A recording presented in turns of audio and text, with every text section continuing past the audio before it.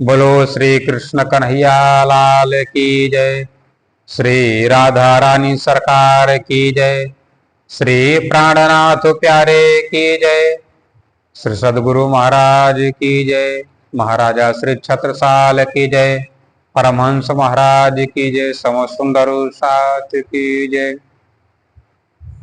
हे प्यारे धर्म प्रेमी सज्जनों, कल की कथा में भाग एक में हम सब ने श्रवण किया कि किस प्रकार परब्रह्म अक्षरातीत श्री कृष्ण जी श्री राज जी ने अपने आत्माओं को दुख का खेल दिखाने के लिए अक्षर ब्रह्म के द्वारा ये झूठा संसार की रचना करवाई और उनसे कहा कि जितने भी शास्त्र पुराण है तुम्हारी पहचान बतलाने के लिए वहां पर हमने भेज दिया है।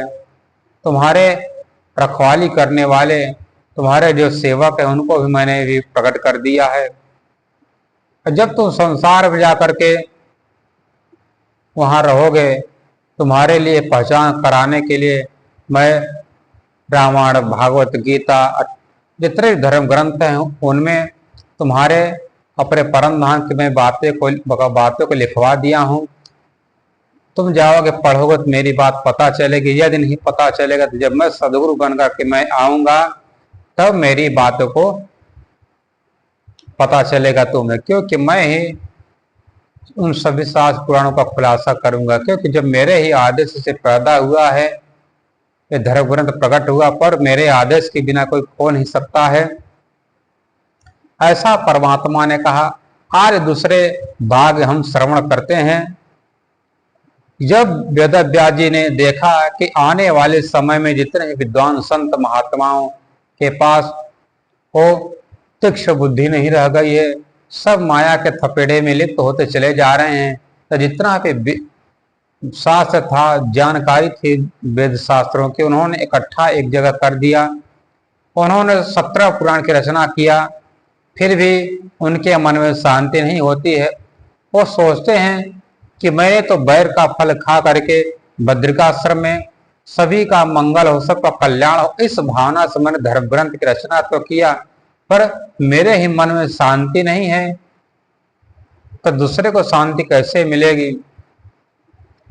इसी उदास भाव से बैठे हुए थे। उनके आश्रम में देवर्षि नारद देव ब्रह्मा जी के पुत्र भगवान के अवतार माने जाते हैं, भक्ति के स्वरूप है, वो प्रकट होते हैं। वेदव्यास जी कहते हैं, कृष्ण द्वैपायन वेदव्यास तुम चिंता क्यों करते हो, किस बात की तुम्हें परेशानी है। देवर्षि नारद से कहते हैं कि हे देवर्षि नारद, आप तो सबके गुरु हो, आप प्राचेतागढ़ प्राचीन बरही पार्थे ध्रुव सबके गुरु हैं, कृपा कर बतलाए कि मेरे मन में शांति क्यों नहीं है, मेरे मन में क्यों अशांति है। तब नारद जी कहते कि हे वेदव्यास, तुमने जितने भी शास्त्र पुराण की रचना किया उसमें सब कर्म कांड, उपासना कांड, ज्ञान कांड की ही बात किया है। इनमें परमहंस लोग और परमहंसों के हृदय में रमण करने वालों के प्रीतम परमात्मा निवास नहीं करते हैं, इसलिए तुमने उन परमहंसों से जो सेवित हैं उनके प्रीतम परब्रह्म और परमहंसों को तुमने लीला लिखा नहीं है, और उनके प्रीतम परमात्मा का कथा चर्चा जो माधुर्य लीला उसको तुमने लिखा नहीं, इसलिए तुम्हारे मन में शांति कैसे होगी। इसलिए कृपा करके वो परमात्मा से संबंधित और परमहंसों इसमें लीला है, जिसमें प्रेम है, वो तुम ग्रंथ की रचना करो। तब वेदव्यास जी को देवर्षि नारद जी ने 4 श्लोक कथा चतुश्लोकी भाव उनको मंत्र के रूप में दे करके अंतर ध्यान हो गए। अब वेदव्यास जी उस का ध्यान करते करते उनके अंदर जो जो ज्ञान प्रकट हुआ, जो भविष्य में जो घटने वाला था, सब ने अपने ग्रंथ में तो तैयार तो कर दिया, पर सोच रहे हैं इस ग्रंथ के लेखक कौन होगा, कौन इसको लिखेगा।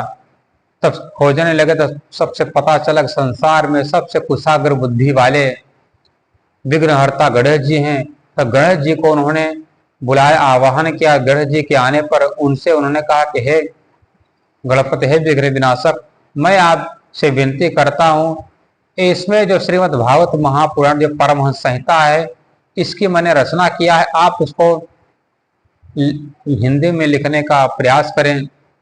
जहां पर, क्योंकि मैं बोलता जाऊंगा आप लिखते जाएंगे। गणेश जी कहते हैं कि देखिए मैं लिखूंगा तो लिखता ही रहूंगा, मैं बैठूंगा नहीं।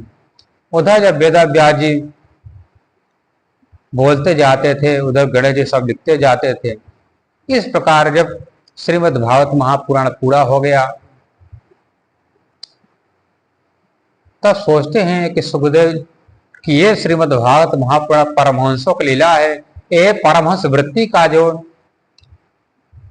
संत परमहंस होंगे, जो उच्च कोट का भक्त होगा, वही इसका अधिकारी हो सकेगा, वही सुन सकता है, सुना सकता है, वही इसका अधिकारी होगा।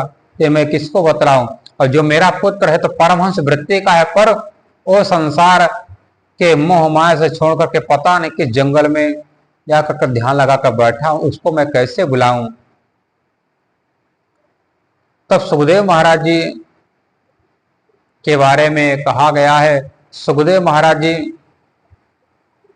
प्रकट होते ही मां के गर्भ से बाहर चले जाते हैं। एक कथा इस प्रकार से है। जब माता पार्वती जी को भगवान शिव शंकर अमर कथा सुना रहे थे, उस समय जब उन्होंने संसार की बातें, जैसे उन्होंने 14 लोक तक की बात बतलाया, तब माता पार्वती जी सुनती रहती। जैसे उससे परे अक्षरधाम, अक्षर ब्रह्म, उससे परे अक्षरातीत परमात्मा, जैसे उन्होंने अमर कथा श्रवण कराना चालू किया, तब पार्वती जी सो जाते हैं।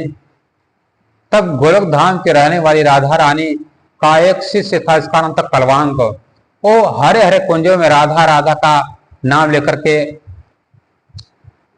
वहां पर निवास किया करता था। उन्होंने राधा जी से कहा कि ये तो कथा भगवान शिव शंकर परमात्मा परब्रह्म के आदेश से कह रहे हैं, इस कथा को जाकर के राधा जी ने कहा कलवांक जाकर इसको कथा को श्रवण। तब राधा जी के आदेश से, अपने गुरु के आदेश से, वो कलवांक नाम का तोता आकर के कथा श्रवण करने लगता, जहां भगवान शिव शंकर कथा सुनाते हैं। और कथा सुनाने के बाद जब भगवान शिव शंकर तो ध्यान लगाकर बैठे हैं, सुना रहे हैं, माता पार्वती जी सो रही हैं, और सुखदेव महाराज जैसे हुकारी भरने लगते हैं, और भगवान शिव शंकर की कथा पूर्ण हो जाती, तो पता चला कि कथा तो सुन रहा था कौन, जब पार्वती जी सो रही थी। तब पार्वती जी से कहते, देवी तुम सो रही थी तो कथा सुनकर हुकारी कौन भर रहा था। उधर उसी समय सुखदेव महाराज जी वहां पर से तोता बने हुए थे, उड़ करके वहां से आए। उड़ते उड़ते आकर वेद व्यास जी की धर्म पत्नी के गर्भ में जाकर के समा जाते हैं। उधर वेद व्यास जी को पता चला कि मेरी धर्म पत्नी गर्भवती है, वो किसी समय बच्चा को, मतलब पुत्र को जन्म दे सकती है। जब पिताजी के पास इंतजार करते करते आए कि मेरा पुत्र पैदा होगा, सुखदेव महाराज जब 16 वर्ष रह गए, और जैसे वेद व्यास जी अपने पत्नी के पास जाकर देखते तो भगवान शिव शंकर लेकर त्रिशूल खड़े हैं। कहते महादेव आप क्या कर रहे हैं, मेरी स्त्री प्रसूति अवस्था में है, आप यहाँ पर क्यों खड़े हैं। भगवान शिव शंकर कहते कि हे वेद व्यास, आपका जो पुत्र मेरा द्रोही है, उसको मैं बिना मारे छोड़ूंगा नहीं। कहते महादेव आप, मेरा पुत्र पैदा हुआ पर अपराध कैसा कर दिया। तब कहते भगवान शिव शंकर, मैं अपने धर्म पत्नी को कथा श्रवण करा रहा था, उस कथा को इसने छुप करके कथा सुना है। तब वेद व्यास जी कहते हैं महादेव आप जानते थे जब आपकी धर्म पत्नी सो जाएगी, उस कथा सुनने के काबिल नहीं था, आपने कथा को क्यों श्रवण कराया। आप जानते थे मेरी पत्नी आपके शिष्य बनकर सुन रहे थे, तो उस काबिल नहीं थी, अधिकारी नहीं था, आपने कथा कब क्यों सुनाया। और उस कथा को श्रवण करके उसको सुना नहीं, उसका सम्मान नहीं किया, इसलिए आप भी दोषी हैं, आपकी धर्म पत्नी और मेरे पुत्र ने उस कथा को श्रवण करके उस कथा का मान बढ़ाया है, पर आप मेरे पुत्र को मारने के लिए यहाँ पर आए, पहले तो दोषी आप हैं। वेद व्यास जी कैसे तर्क भरी बातों को सुन करके भगवान शिव शंकर लौट जाते हैं कैलाश। और इधर भगवान शंकर को देकर के पार्वती जी कहती है, हे प्रभु पुनः कथा सुनाइए। भगवान शिव शंकर कहते अब क्या कथा सुनाए, कथा तो लुप्त हो गई। और जिस परमात्मा के आदेश से वो कथा हो रही थी वो शक्ति अब मेरे पास नहीं। क्या कथा का मैं थोड़ी कह रहा था, परमात्मा के आवेश बल के द्वारा मैं कह रहा था। इधर वेदव्यास जी अपने पुत्र से कहते तुम बेटा निकलो घर से बाहर। तब वेदव्यास जी से कहते सुखदेव जी मैं निकलूंगा नहीं, क्योंकि मैं बाहर आते मुझे माया पकड़ लेगी। जाकर तुम सदाशिव सबरी ब्रह्म से विनती करो, वो जब कह देंगे कि मेरी माया नहीं लगेगी तब मैं बाहर आऊंगा। इसका संक्षिप्त में सुखदेव महाराज जी श्रीमद् भागवत महापुराण में प्रमाण देते हैं। कहते हैं एकादश सम अर्थ गुढ़ाच सबलव जिस परब्रह्म परमात्मा अक्षरातीत कृष्ण जी ने 11 वर्ष 52 दिन जिस सबले ब्रह्म गोलकवासी कृष्ण के शरीर में बैठकर लीला किया था, उस सबले ब्रह्म का मैं ध्यान करता हूं। जब सबले ब्रह्म के आदेश से सुखदेव महाराज जी को कह दिया वेदव्यास जाकर कह दो मेरा आदेश है, मेरी माया उसको लगेगी नहीं। तब वेदव्यास जी विनती करते हैं, जब सदाशिव सबले ब्रह्म के कहने पर, उनके आदेश करने पर, तब सुखदेव महाराज जी गर्भ से बाहर आए और आते ही लेकर के अपना जिस अवस्था प्रकट हुए उसी अवस्था नाड़ा खड़ी लेकर के जंगल में चले जाते हैं। इधर वेदव्यास जी कहते पुत्र आ जाओ, पुत्र आ जाओ, पर आते नहीं। वहां पर उन्होंने पेड़ पौधा के माध्यम से उन्होंने कहलाया कि तुम क्या जड़ बुद्धि जैसे बात करते हो, मैं तुम्हारा पुत्र नहीं हूं, मैं उस परब्रह्म परमात्मा का ध्यान करने वाला हूं, मैं तुम्हारा पुत्र नहीं, मैं तुम्हारे मोह माया नहीं फंसूंगा। ऐसी बात सुनकर के वेदव्यास जी लौट आए। श्रीमद् भागवत महापुराण की कथा को जो उन्होंने रचना तो कर दिया, अपने शिष्यों को 18,000 श्लोक पढ़ा करके उन्होंने जंगल में भेजा। जाकर कहते हैं कि इसको कथा को तेज से सुनाना है, कोई मिलेगा तो हमको बतलाना। अब इसके आगे की कथा हम भाग तीसरे में श्रवण करेंगे। उसमें आपको पता चलेगा किस प्रकार से भगवान शिव सुखदेव किसका ध्यान करते थे और किसका नाम लेने के बाद सुखदेव चले आए। ये सब कथा हम भाग तीसरे में श्रवण करेंगे। बोलो श्री कृष्ण कन्हैया लाल की जय, श्री प्राणनाथ प्यारे की जय, श्री राधा रानी सरकार की जय।